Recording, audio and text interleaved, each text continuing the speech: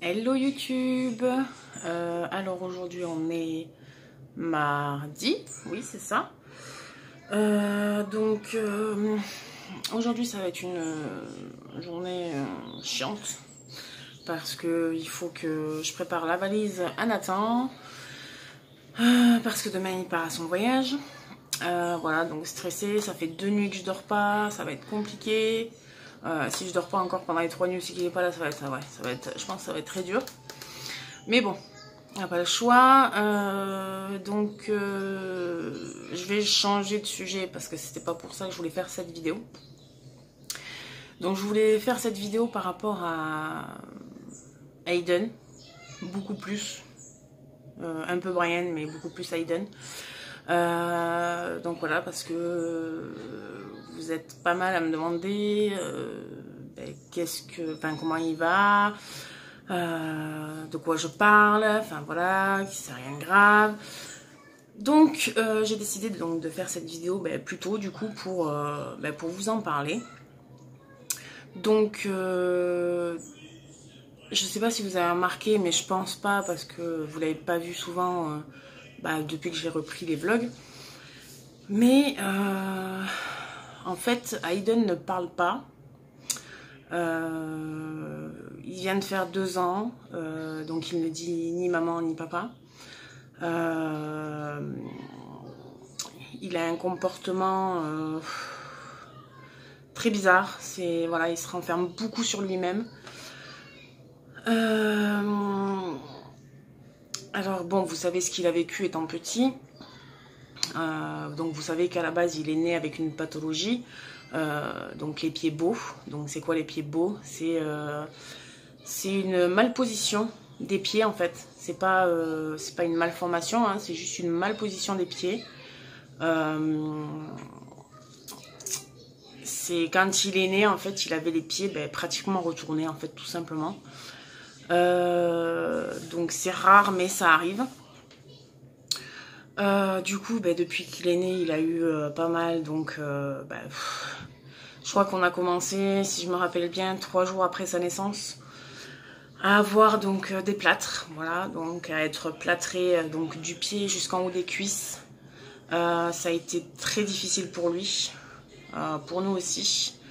Nous, ça a été dur à vivre parce que déjà c'est tellement petit, je veux dire 3 jours, c'est voilà, c'est un tout petit bébé. Et devoir lui mettre des plâtres en fait, en même temps d'essayer de redresser les pieds en fait, donc c'est quand même douloureux. Un bébé avec des plâtres, c'est très difficile parce que des plâtres c'est lourd, donc il faut faire très attention en fait de pas lui faire mal, qu'il ne se fasse pas mal lui-même non plus. Donc il a eu pas mal de plâtres parce qu'il fallait les changer tous les 15 jours au début. Donc voilà, arrivé vers les 2 mois, ouais, 2 mois je pense, ça a été encore plus dur. Les nuits ont été très dures parce que il hurlait en fait, mais il hurlait vraiment comme si, je sais pas, comme si j'ai même pas de définition en fait, tellement qu'il hurlait.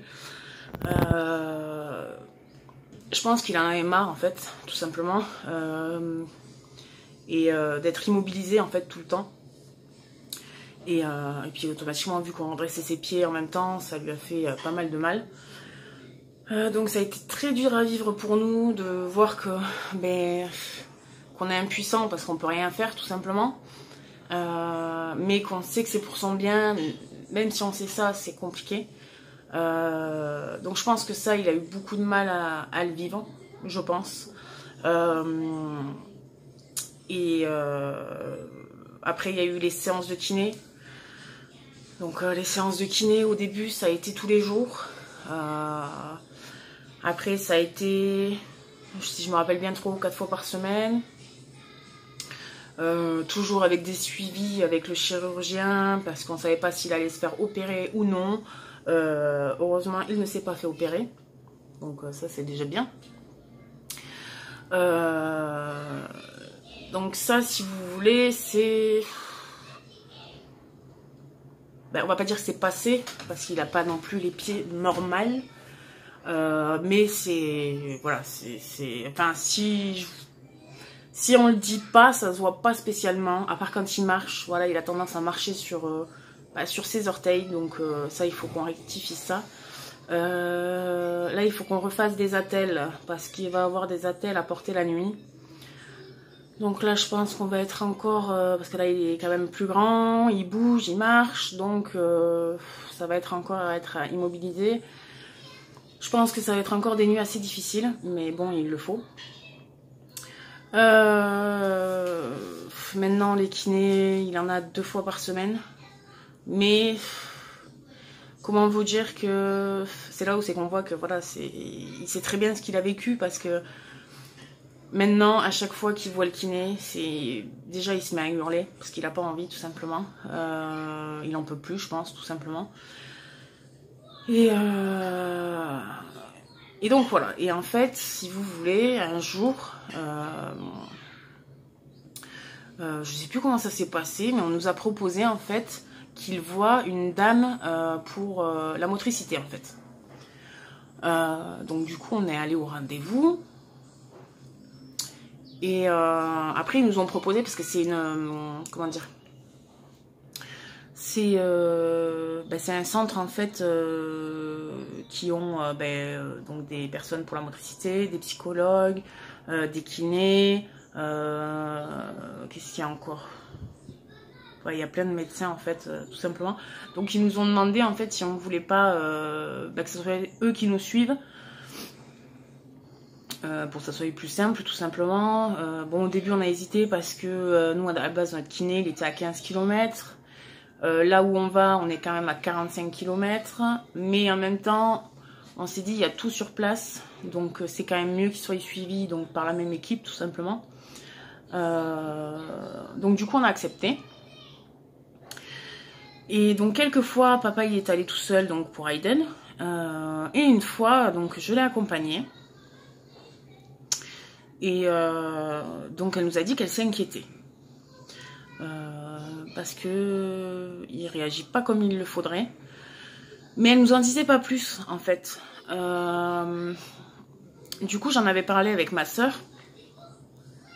Et ma soeur m'avait dit en fait qu'elle avait peur en fait que ça soit de l'autisme. Alors moi je connaissais le nom mais je connaissais pas spécialement ce que c'était, donc du coup j'ai regardé sur internet souvent pour voir donc plusieurs témoignages, plusieurs sites pour voir exactement qu'est-ce qui pouvait faire penser ça. Donc bien sûr l'autisme, alors il y en a plusieurs sortes, mais voilà ce qui peut nous faire penser ça, c'est déjà par rapport au langage. Voilà, Aiden à 2 ans ne sait pas parler. D'être enfermé sur lui-même, donc ça c'est tout à fait Aiden. Au début, il supportait pas qu'on le touche. Maintenant, ça va beaucoup mieux, mais au début, il supportait pas ça. Et ça en fait partie. Ensuite...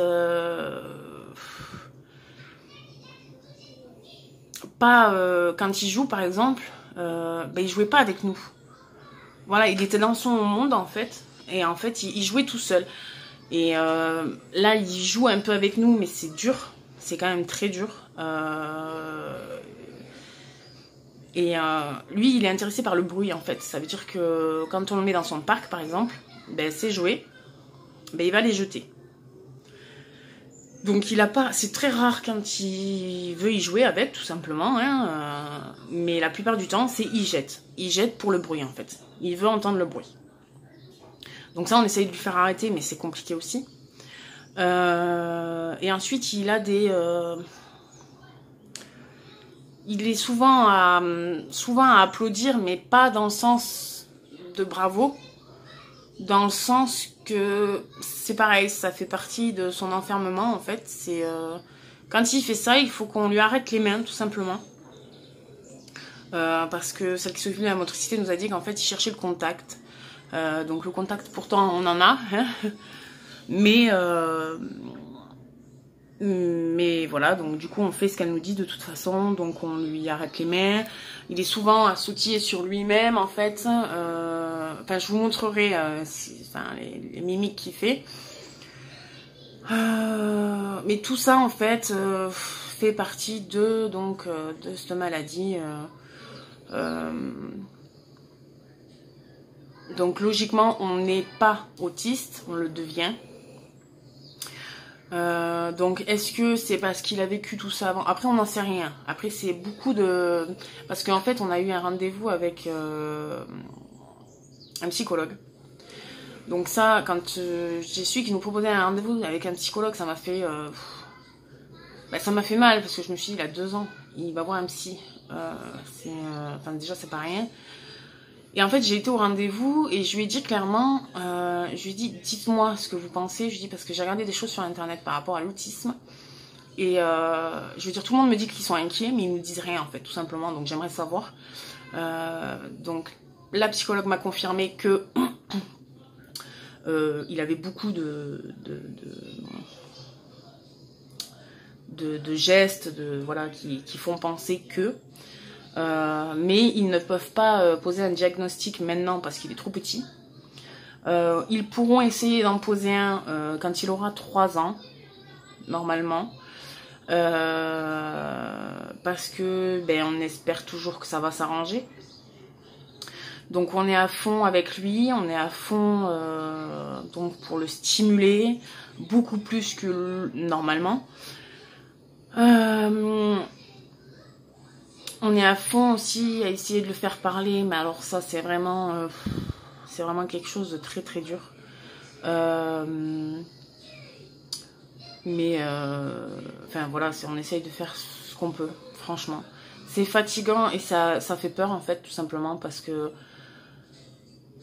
parce qu'on espère qu'on va y arriver, parce que si jamais on n'y arrive pas, déjà on va s'en vouloir, je pense. On va penser que on n'aura peut-être pas fait assez. Après, franchement, je prie pour que ce soit pas ça, parce que c'est très difficile à vivre et il n'y a pas de traitement de toute façon.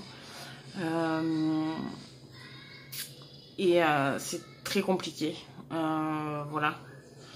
Je vais pas plus parler sur ce sujet parce que j'ai envie de m'y intéresser, mais j'ai pas spécialement envie de m'y intéresser parce que je me dis que voilà, je veux pas. Je veux qu'il soit bien, je veux voilà, je veux pas qu'il ait de soucis. Enfin, je veux dire, voilà, il en a déjà eu bébé, c'est bon. Je veux dire, arrivé à un moment, ça va. Donc en fait, on est beaucoup pris parce que donc il a des rendez-vous donc le mardi. Donc là, il est parti en rendez-vous avec papa. Le mardi, c'est très long. Il a 3 rendez-vous d'un coup. Donc avec la motricité, la psychologue et le kiné. Le vendredi, c'est la motricité et le kiné. Donc lui, c'est 2 fois par semaine en fait. Ça se peut que ça soit 3 fois des fois, mais bon, ils essayent quand même de s'arranger pour regrouper les rendez-vous. Mais ensuite, il y a Brian qui a été diagnostiqué hyperactif il y a maintenant 3 ans, je crois. Alors, je sais pas comment vous expliquer, mais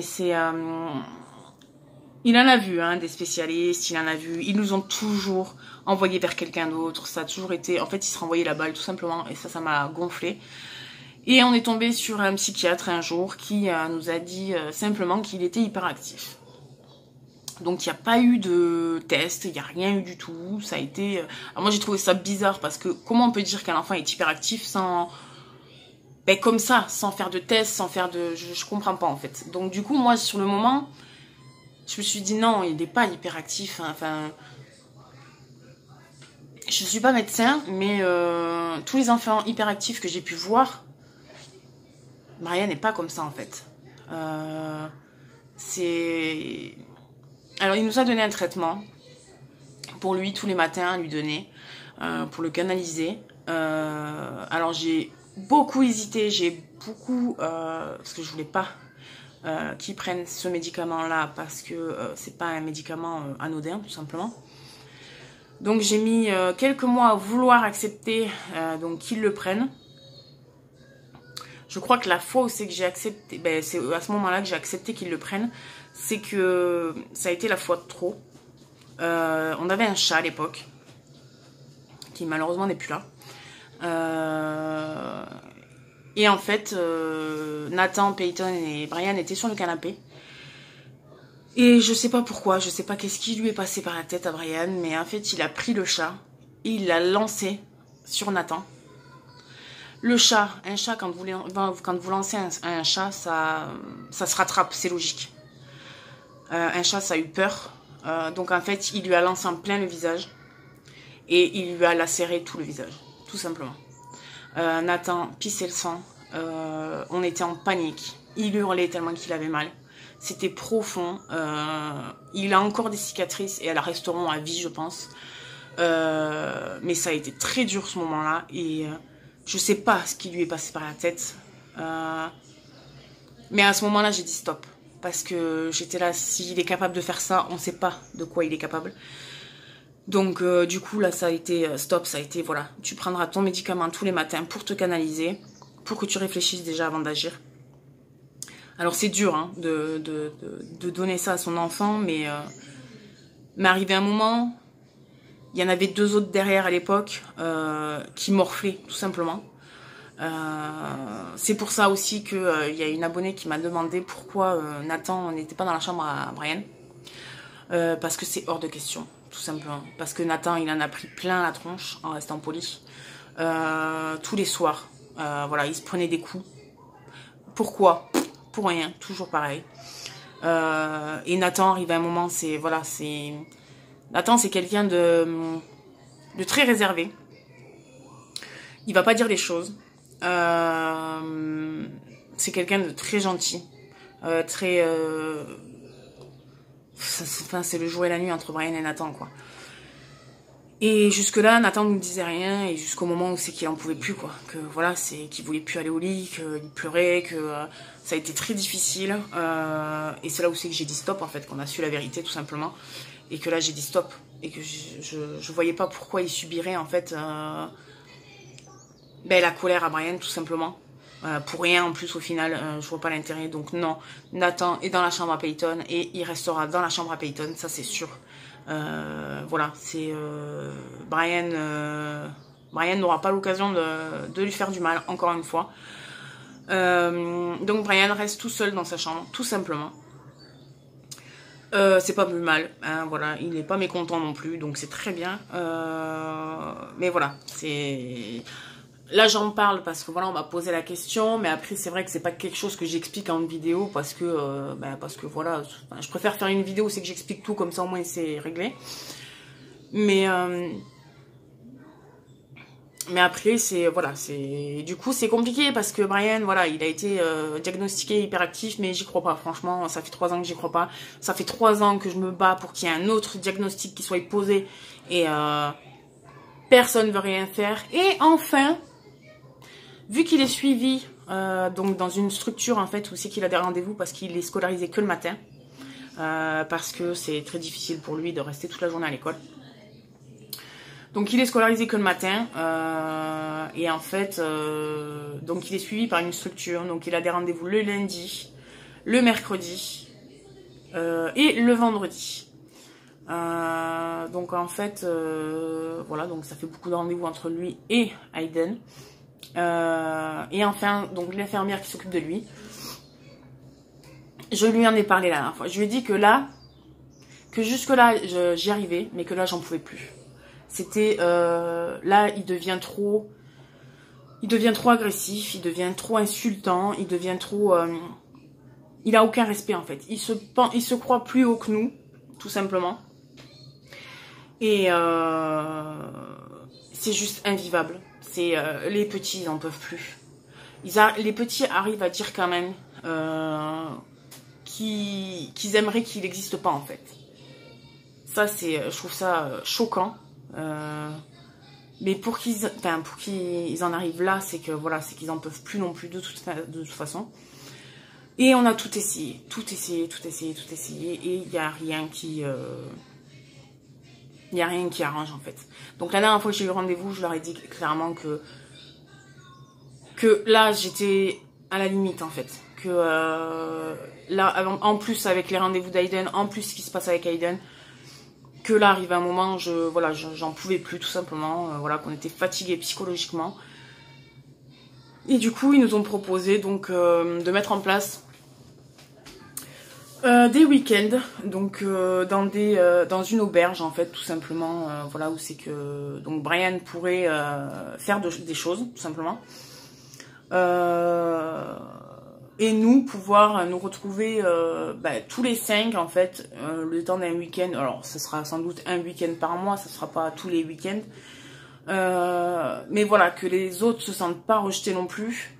Après il faut faire attention que Brian ne se sente pas rejeté non plus, parce que c'est pas le but.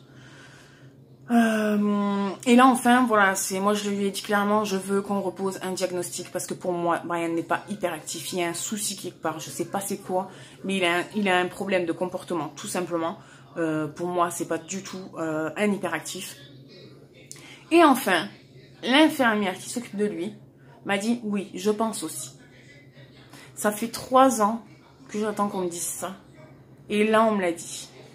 Et là, je crois que j'ai été soulagée, mais alors d'une force, juste, voilà, j'ai été, je me suis dit enfin quoi.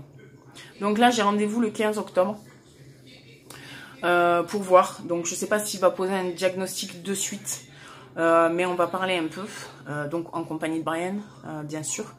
Il me disait aussi que ce serait bien justement qu'une fois que ce soit vu en fait, qu'on arrête le traitement pendant quelques semaines. Sauf que moi en fait le traitement on l'a arrêté depuis les vacances tout simplement, parce que le traitement on lui donnait que pour l'école et pas pour les vacances. Mais là depuis qu'ils ont repris l'école on lui donne pas non plus, parce que pour nous ça change strictement rien de toute façon, et ça lui fait plus de mal que de bien. Donc voilà, je vois pas l'intérêt. Donc après je vous dirai les nouvelles du rendez-vous, parce que j'en sais pas plus, hein. Pour l'instant j'y suis pas allée. Mais voilà, pour moi c'est quelque chose, il a un manque de concentration, il n'arrive pas à se concentrer, il a un problème d'énervement, ça c'est sûr, il a un problème de comportement tout simplement. Maintenant il faut trouver un mot, un nom dessus, hein, tout simplement, mais c'est pas l'hyperactivité, c'est pas possible. Donc voilà, donc on verra bien. Donc voilà, donc en fait on est un peu en train de nager partout là. Et donc voilà, pour Aiden, on fait, voilà, on prie tous les soirs, hein, on espère que tout va bien aller. Donc même s'il fait beaucoup d'efforts comparé à avant, hein, maintenant comme je vous dis on peut le toucher, il joue un peu plus avec nous. Maintenant quand on l'appelle par son prénom il nous regarde, alors qu'à la base il nous fuyait du regard. Enfin voilà, on l'appelait mais il réagissait pas. Quand on essayait de le regarder il fuyait du regard parce qu'il voulait pas nous regarder dans les yeux. Maintenant ça va beaucoup mieux, donc on se dit quand même que voilà, que ça sert pas à rien de faire tout ce qu'on fait, hein, mais on espère vraiment que du coup il y aura pas ce diagnostic qui sera posé, parce que je pense que ça va être juste être très dur à vivre, et je pense qu'on va descendre de plusieurs étages. Après voilà, s'il l'est malheureusement, voilà, je dirais, voilà, c'est notre fils, on l'aime dans tous les cas, donc on fera tout pour que ça se passe bien, mais ça va être très dur. Psychologiquement ça va être très dur, autant pour lui que pour nous, plus pour lui quand même je pense, mais ça va être très très dur. Donc voilà, voilà ce qu'il en est d'Aiden et de Brian. Sinon les deux autres loups vont très bien, travaillent très bien, donc ça va, j'ai pas trop d'inquiétude de ce côté là, donc heureusement, parce que je pense que sinon ça aurait été les 4, ça aurait été compliqué. Donc voilà, donc maintenant là ce qui nous tarde c'est Noël. Voilà, tout simplement, on veut que Noël arrive, parce que Noël c'est le seul moment où c'est qu'on est hyper heureux, tout simplement. Voilà, ça doit être cette magie de Noël, je sais pas. Voilà, c'est les seuls moments où c'est qu'on se sent bien, mais vraiment, vraiment, vraiment très bien. Donc il y a une année, on avait fait les décos en octobre. Bon, on avait abusé cette année-là. On avait décoré donc en octobre, mais là on s'est dit cette année non quand même pas, on va pas abuser. Mais par contre on va le faire quand même beaucoup plus tôt. Hein. Donc on va commencer les décos le 2 novembre.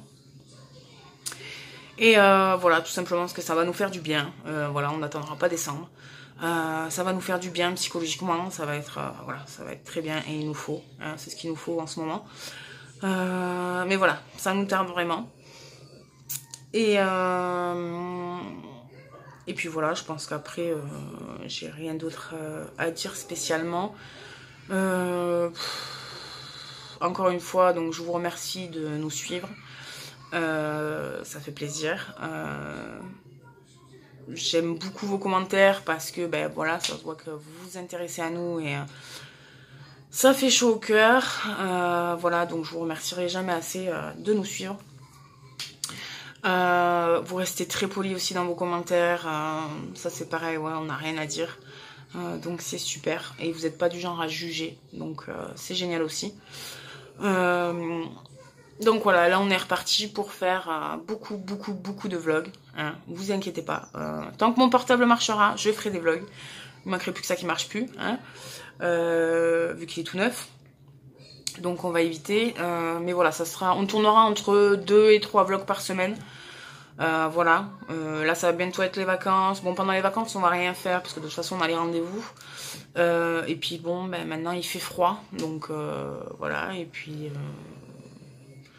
ben voilà, tout ce qui